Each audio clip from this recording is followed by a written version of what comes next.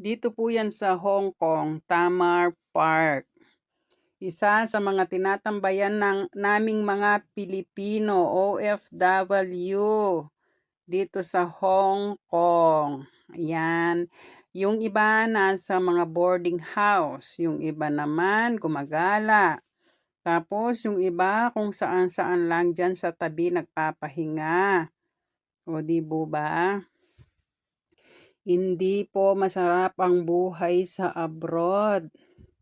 Sa isang linggo, isang araw lang yung pahinga namin, pahinga ng katawang lupa. Kaya wag nyo po masyadong stressin yung mga pamilya nyong nasa malayo. Kaya yung iba bumibigay. Yung mahina yung kapit. Nai-stress, nadidepress. Dahil sa problema sa mga pamilya nila sa Pilipinas. O di ba? Tapos, kumustahin nyo naman po sila. Kahit hindi katapusan.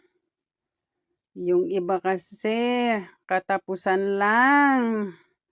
Doon nila naalalang kumustahin yung mahal nilang nandun sa malayo, nasa ibang bansa. Wag pong ganon. At siya nga po pala, pag nangumusta kayo, wag naman yung may kasunod.